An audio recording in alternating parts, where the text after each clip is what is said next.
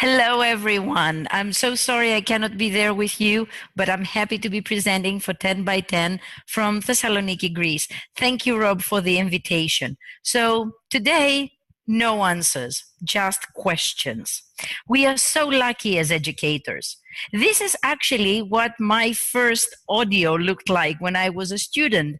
That's how I was exposed to English language. And the tapes were so expensive. Yes, they were tapes. Then classrooms became a bliss, a place where there was so much technology. And there was that time when we could still remember what computer assisted language learning looked like and how important computer labs were. But all of a sudden, that notion changed. And the reason it changed was because in the first instance, that of call, technology was kind of an accessory, a lovely bracelet. I could wear it. I could take my students there. I didn't have to be there all the time. Whereas now, with all those interactive whiteboards, the softwares, the apps, there is no question we cannot answer. There is nothing we do not have access to. Have we paid the price for this?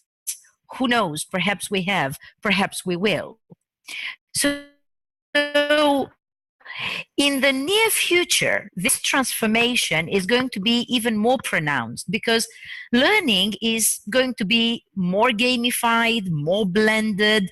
We're going to have open learning spaces instead of classrooms, and classrooms do not change just because somebody, an architect or a trainer, thought of a clever idea. They change because the methodology behind the teaching changes. So what are we looking for? What do we plan on getting through those open learning spaces?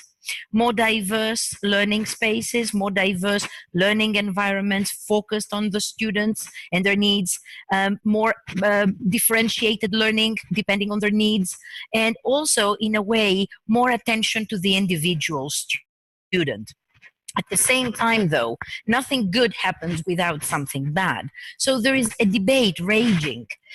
Everybody's life is too screen-based. Is our education too screen-based as well? Do novice teachers, teachers who were born within the 90s or even a little bit before that, and they never saw that Sanyo tape recorder I showed, do they know that we had tape recorders and timers, that we had to write down what material we needed for fear of forgetting before an observation? Do we still see the boundaries between the material and the teacher? And do novice teachers and experienced ones realize that linear teaching is the same when we click buttons on a software and the same when we try to go from one exercise to the other? Have we lost agency?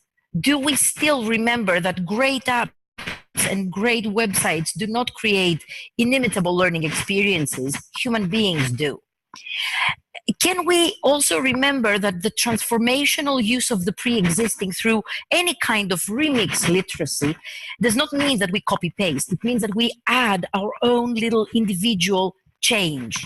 We are all prosumers. So I feel that much like our students who lose interest when they become producers of digital material, and this stops being just for fun, teachers are the same. They do not want to become prosumers, they want to become consumers who sort of feel that the software they use is the extension of their own teaching abilities. Sometimes it is, sometimes it isn't. So this is a short SWOT analysis to see what we have gained through this paradigm shift. We have more diverse learning environments. And also for me, those open learning spaces are the end of a myth, the end of full frontal teacher-centered learning and teaching. Learning becomes more targeted and also more realistically broken into, or rather not even broken. There is no classwork and homework. There is just learning, and we learn through different media at different times, but this does not mean that there is a rule that says what constitutes classwork and what constitutes homework. Whereas weaknesses are concerned, my question is, are we ready for it? Do we all understand? And I'm not talking about tech-savvy teachers and people who do not like technology. Have we understood the demands of technology on us? And have we conceptualized the changes needed in our lesson planning? Regarding our opportunities, learning and teaching will not be as linear and as predictable if our lesson plan is not linear and predictable. We can have learning that is richer in context, asynchronous, and also more diverse and diversified so that it can last longer, probably our lifetimes. And I feel that if teachers kind of follow this, then will be less need for class management because learners are going to be so engaged in that. Therefore, what I'm really worried about is whether the fears about those toxic screen-based environments might come true and ruin what I described before. Is there any chance we're going to lock our students behind screens? Teachers will be trapped in the creativity of the materials designer and forget about their own creativity and what they can do with their material, thus leading to the end of agency. Threats are still human beings behind learning and teaching.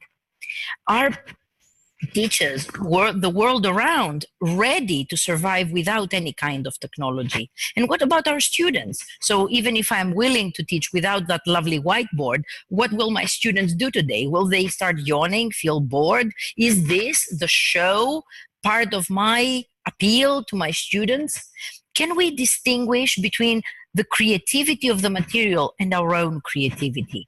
Finally, has teacher education moved to represent and reflect those changes? Well, as we are getting closer to the end, what I would like to notice is that in the next 50 years, or perhaps the 22nd century, we need to see how teacher education can change. In general, we tend to put the cart before the horse. We tend to see the change, apply it in education, and then transfer it in teacher education.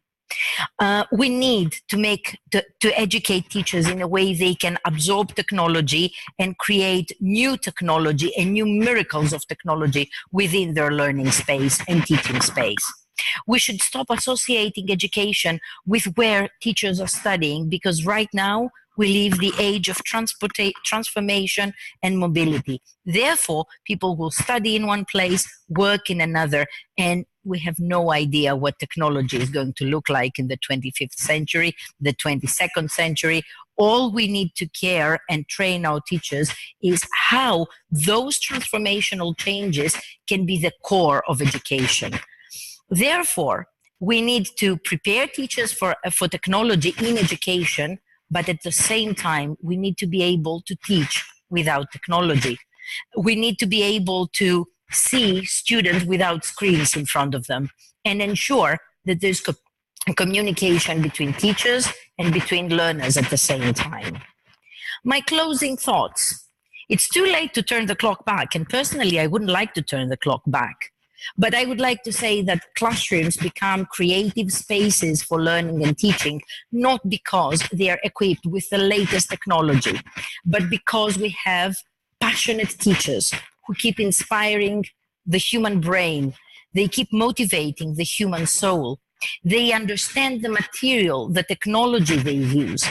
They understand what learning entails and how different human beings learn in different conditions. Mainly, they understand the changes and the history, not only of ELT, but the history of teaching and learning as it has transformed over a period of time. Therefore, we don't need better apps. We don't need more technology. It will come. It is, let's say, part of who we have become. Now it's being set on its own and it's running ahead of us. But at the same time, we need to remember that those apps and those websites are created by human beings, and classrooms become meaningful learning spaces because of who teachers are. Therefore, I do not want to think of lesson planning software, but I want to think of teachers who can survive and master technology, and at the same time, they can very well switch off the whiteboard, switch off the computer, and communicate with their students. Thank you so much. Best of luck to your conference, and best of luck to your teaching and your creative endeavors. Thank you for the invitation.